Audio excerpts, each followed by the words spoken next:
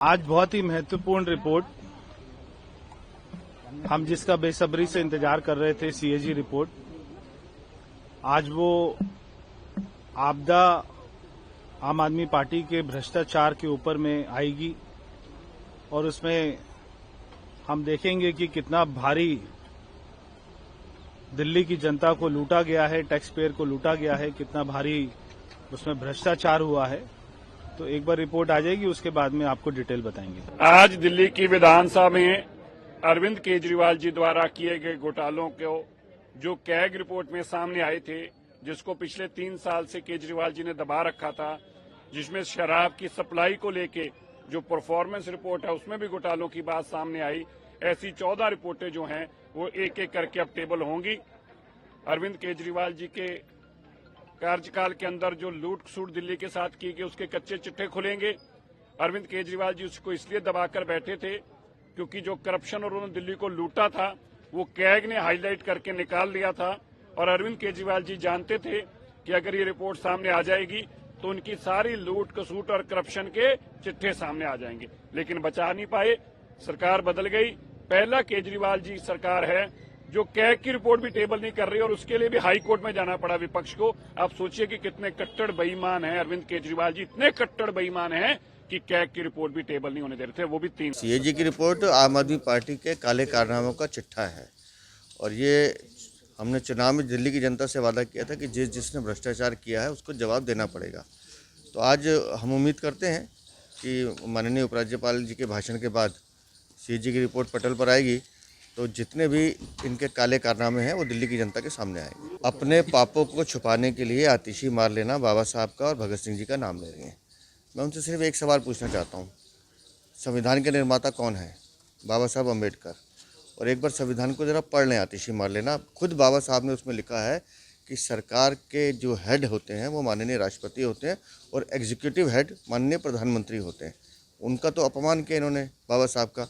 आज तक अपने 11 सालों में ना प्रधानमंत्री की फ़ोटो लगाई ना राष्ट्रपति की फ़ोटो लगाई। अब हमें सीख देने की कोशिश कर रहे हैं और ये सब जानते हैं कि बाबा साहब की फ़ोटो वहाँ लगी हुई है, भगत सिंह जी की फ़ोटो लगी हुई है, लेकिन झूठ बोलना, ओछी राजनीति करना ये आम आदमी पार्टी का चरित्र है। हाँ, निश्चित रूप से दिल्ली की जनता को जिस प्रकार से इन्होंने खून के आंसू रुलाए, दिल्ली के बजट का जिस प्रकार से दुरुपयोग किया, आज दिल्ली की जनता को पता लग जाएगा। जो व्यक्ति 10-12 साल तक सत्ता में रहा हो, दिल्ली के लोगों के साथ क्या किया हो, आज उसके कैग की रिपोर्ट की वजह से वो उसका पर्दाफाश हो जाएगा। नहीं, वो तो एरियाज के बारे में है। वो मैं एरिया मेरे क्योंकि मैं करावल नगर से विधायक था 25 साल तक, अब मेरी सीट बदल गई है। मुस्तफाबाद में सीट से मैं चुनाव लड़के आया हूँ। वहाँ पीने की पानी की बहुत बड़ी किल्लत है, लोगों को पीने का पानी नहीं मिलता। उस संबंध में सदन में उठाने का प्रयास करूंगा। नहीं, वैसे हाउस स्मूथ चलना चाहिए, हाउस का एक मोह होना चाहिए, उसको डेकोरम करना चाहिए। जिस प्रकार से मेरे को लगता है ये ठीक नहीं है, तो उन्होंने करना है नहीं करना है उनका काम। मैं तो यही चाहूंगा कि हाउस को बिल्कुल आराम से चलने दी जाए। हाँ बिल्कुल, 2026 में जैसा ही परिश्रमण होगा, मुस्तफाबाद का नाम बदलेगा, शिवपुरी या शिव बिहार होगा।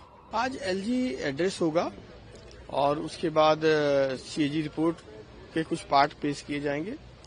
सदन में उस पर बाद में चर्चा होगी और उपराज्यपाल जी के अभिभाषण पे पहले चर्चा होगी और उस चर्चा में माननीय सभी सदस्य हिस्सा लेंगे। निश्चित रूप से 14 में से कुछ रिपोर्ट आज पेश होंगी सदन में और मुझे लगता है कि उससे अरविंद केजरीवाल के 10 साल के जो भ्रष्टाचार के कुकर्म हैं वो दिल्ली की जनता के सामने आएंगे। महात्मा गांधी से बड़े थे क्या कोई यहाँ इस देश में? जब अरविंद केजरीवाल ने उनकी फोटो हटा दी थी सभी कार्यालय से, ये नाहक बातें करते हैं, जबकि कल कोई फोटो नहीं हटाई गई है, वो दूसरी दीवार पर शिफ्ट की गई है। क्या इस देश में राष्ट्रपति प्रधानमंत्री का फोटो नहीं लगना चाहिए कार्यालयों में? लगता नहीं है? लगता है। और बाकियों को भी सम्मान होना चाहिए। किसी की फोटो हटाने के हम पक्ष में नहीं है, लेकिन जब वो महात्मा गांधी की फोटो हटा रहे थे तब उनसे सवाल पूछा जाना चाहिए कि उन्होंने क्यों हटाई थी।